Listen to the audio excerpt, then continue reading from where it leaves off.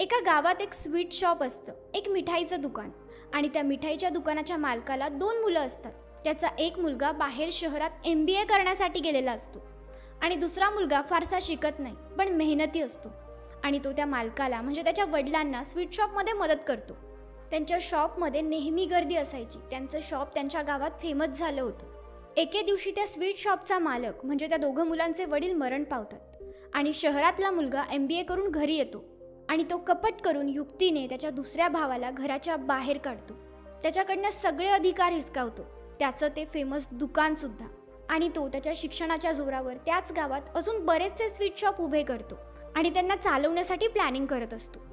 आणि त्याच्या MBAचा उपयोग करून त्या एका स्वीट शॉपचे अनेक स्वीट शॉप कसे बनतील याचा तो नेहमी विचार करत असतो.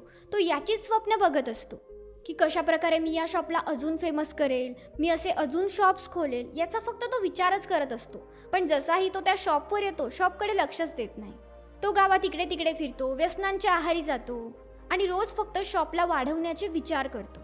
आणि हळूहळू तो जो हे दुर्लक्ष करत असतो ना त्यांच्या शॉपकडे, याचा परिणाम त्यांच्या शॉपवर होतो, त्यांच्या कस्टमर्सवर होतो. त्यांचे कस्टमर्स हळूहळू कमी व्हायला लागतात. त्या मुलाला याचा काही फरक पडत नाही. तो विचार करतो की ठीक आहे ना, होऊन जाईल, मी करून टाकेल. पण त्याच्याने काहीही होत नाही. आणि हळूहळू कालांतराने त्यांच्या दुकानात येणारे कस्टमर्स खूपच कमी होतात आणि कालांतराने त्यांचं ते दुकान ठप्प पडून जातं. ते म्हणतात ना मित्रांनो की सिंह जरी जंगलाचा राजा असला तरी त्याला स्वतःची शिकार ही स्वतः शोधावी लागते. तो फक्त तोंड उघडून बसेल आणि हरिण स्वतःहून त्याच्या तोंडात येऊन पडेल असं अजिबात होत नाही.